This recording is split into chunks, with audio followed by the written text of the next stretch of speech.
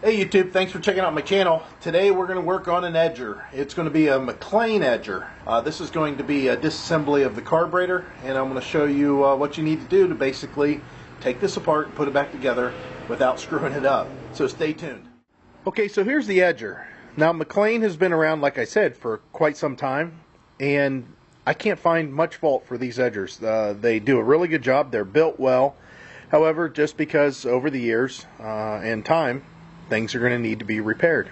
The customer complaint is that it's running, but he's got to shoot a little bit of ether in there to get it to start.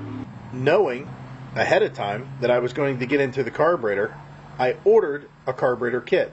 This is the gasket kit, and it's an original OEM Briggs & Stratton part. It's a part number 495606. I'm going to put the link down below for this. Click the link in the description. It's going to take you right to it. You're going to be able to buy it for about 15 bucks. And get it shipped right out to you. So you can see all the gaskets that come with it, and there's quite a few. This is all the gaskets I'm going to need to tear that carburetor apart and find out what the problem is. Let's jump into it. Alright, so the first thing I'm going to do is take off this big wing nut.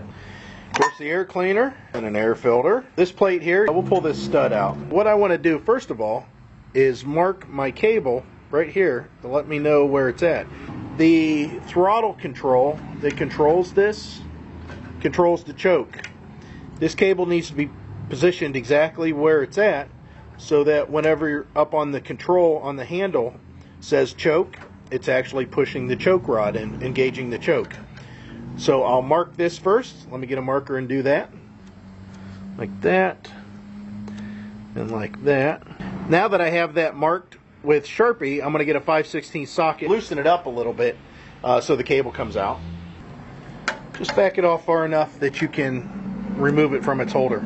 Now I'm going to take note and see that the cable goes through the middle hole on this lever right here. Now I want to pay attention. There's a spring that goes to the governor vane inside the blower housing. It goes in the top hole. I'm going to remove that.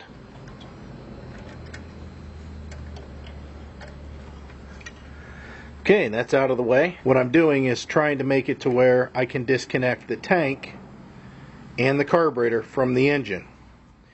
Okay, also down here I want to show you is the kill wire. And that kill wire goes through a little bracket that's just sprung. So I straightened out that wire so I can just pull it out now like that. Real simple. Just remember to hook it back up. If not, you won't be able to shut this off once it gets started. Now I'm going to those two bolts with a 3/8 wrench and I'm loosening them up.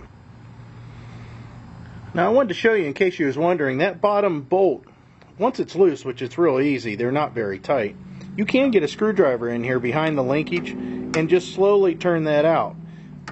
It's going to be a little bit of patience that's going to be required, but it'll come out.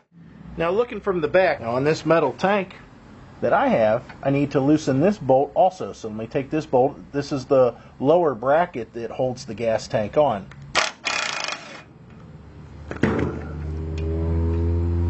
Alright, so that's it. Okay, now that I got that lower bolt done, and of course the two top ones, this is loose to come off.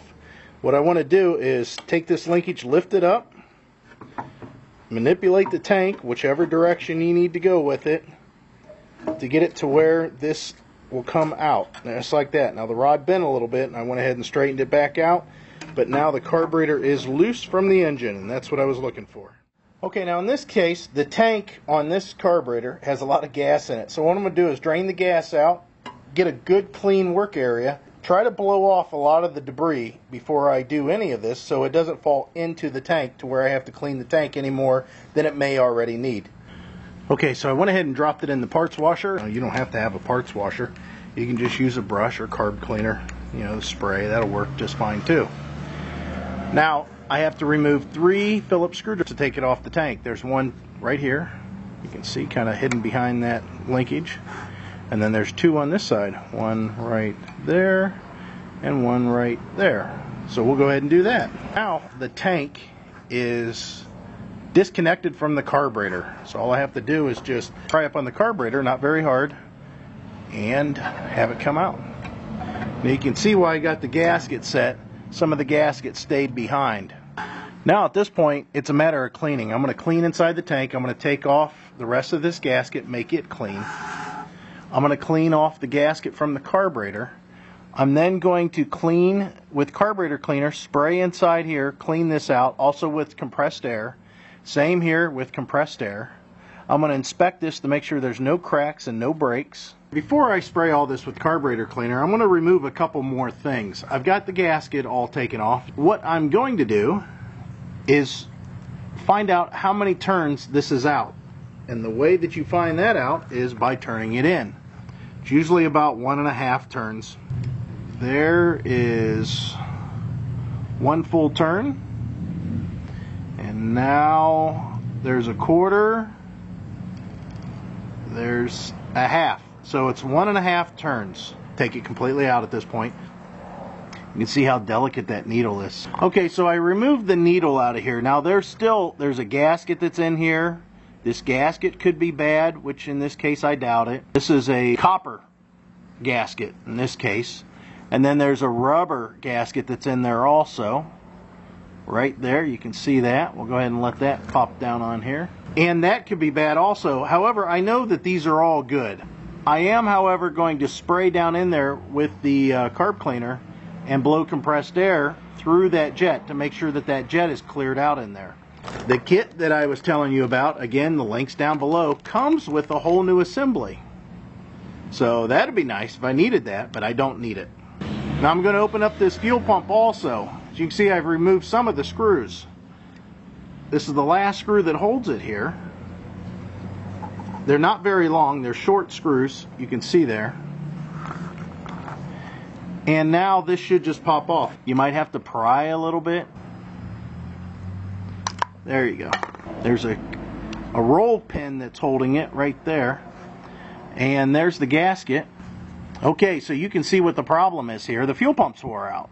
It's just dog-eared and wore out. It's been beating on that little hole right there for so long, since the 80s, that it finally gave up. So the fuel pump's got to come off, and I've got one in the kit obviously. And then there's a spring and a cup in here. There's the spring, and then this is a protector. So this part, when it pushes against the fuel pump, it doesn't tear the fuel pump. But they just go inside there and set. So now what I'm going to do, now that this is taken apart, and I know that most likely my problem is this right here, I'm going to clean the entire carburetor, make sure all the passages are clear, and start assembling it. Alright, so the first thing I'm going to do, now that I've cleaned everything up, is put the idle air screw back in. And if you remember, it was 1.5 turns, so what we're going to do is go all the way in with it, bottom it out. Again, don't do this harshly because that tip of that needle is really soft. So there we go, it's bottomed out. Remember, it's 1.5, so we'll go ahead and start from here. Again, there's a dirty spot on the screwdriver you can kind of watch as we turn around. And there's going to be 1.5. So we're right back where we're at. Now when it's running, you may want to tinker with that to get it to operate a little bit better, just in case, but that's where you start at, is 1.5, right where we left it. Now it's time to put the fuel pump on. Okay, so putting the fuel pump back together, the first thing I want to do is reinstall the spring and the protective cup, just like that. Then I want to take the diaphragm, but just go ahead and put that where it belongs, line up the holes. You can see there, that's what it's supposed to look like. Slide this in here, using the roll pin as the guide that's into the carburetor. Now we'll just return those little screws.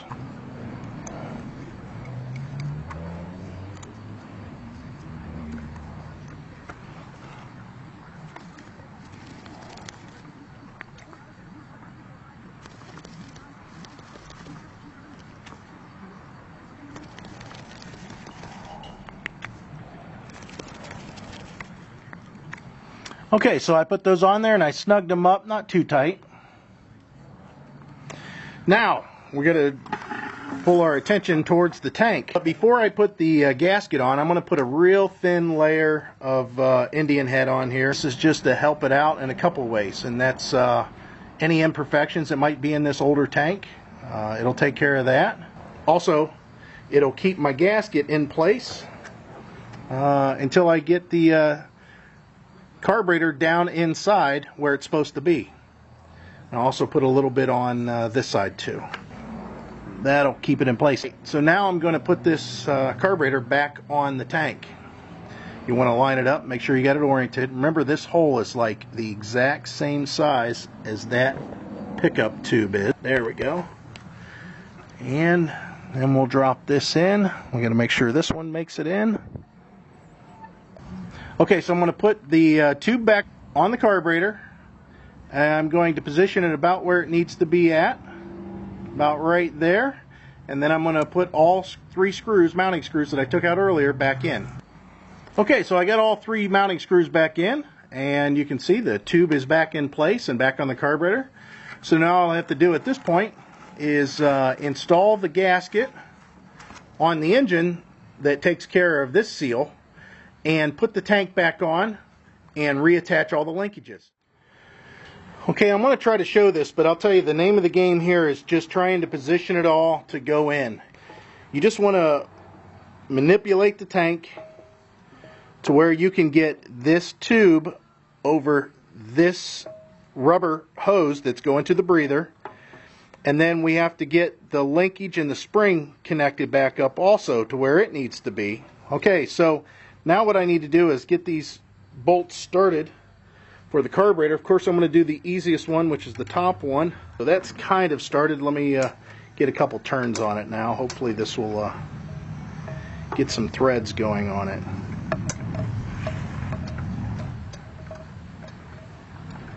I have to say this is probably the toughest part, is just having the patience to get these screws where they need to be. And then I'll get the next bolt and we'll start that.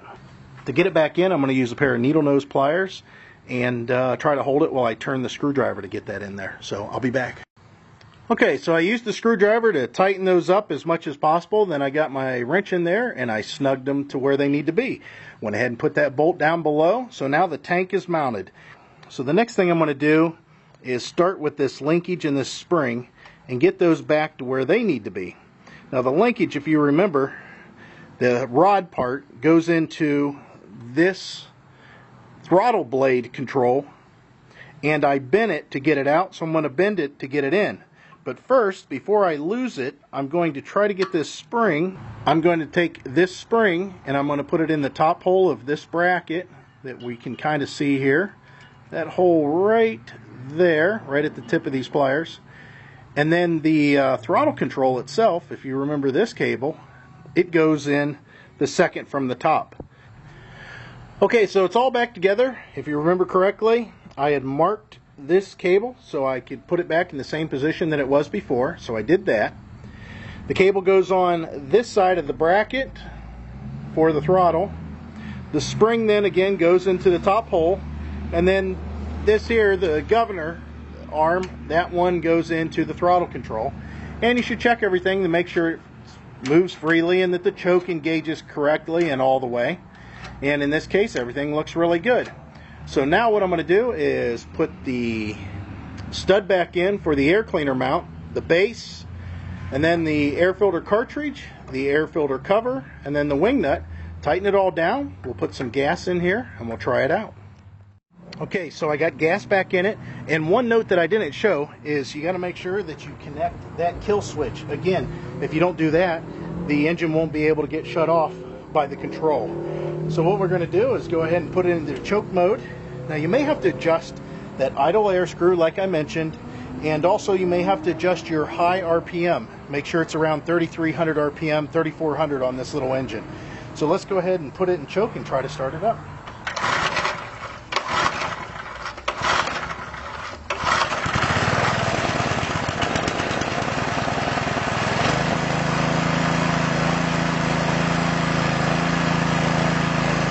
And there you go, you can see it runs just like a top, just like it's supposed to.